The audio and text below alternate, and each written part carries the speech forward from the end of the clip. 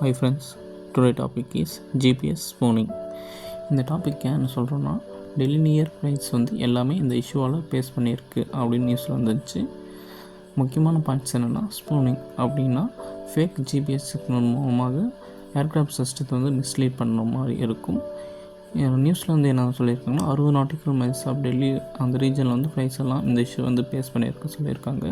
இதுக்கான preventive steps இது வரைக்கும் என்னென்ன பண்ணியிருக்காங்கன்னா, டிஜிசிஏ 2023 எஸ்ஓபிஸ் பண்ணியிருக்காங்க. அதாவது இது மாதிரி ஏதாவது ஸ்பூனிங் ரிலேட்டட் இஷ்யூ ஃபேஸ் பண்ணால் ஃபைல்ஸ் கண்டிப்பாக ரிப்போர்ட் பண்ணியிருக்கணும்.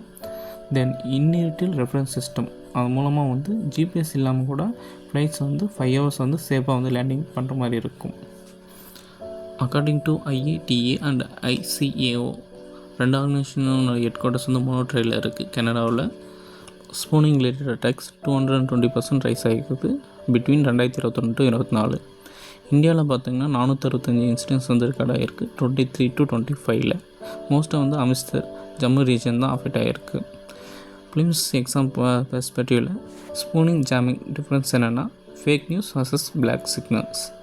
DGCA statutory body aircraft act 1934 கீழே எஸ்டாப்ளிஷ் பண்ணியிருக்காங்க. Today MCQs based on the news. GPS spooning recently seen near Delhi airport refers to: A. Blocking real GPS signals to disrupt navigation.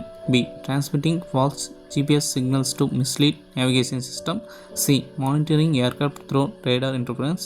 D. Encrypting aircraft communication system. Current answer என்னன்னு comment செக்ஷனில் சொல்லுங்கள்.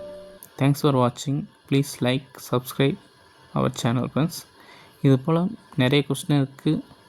Follow our Telegram channels, link in the bio too.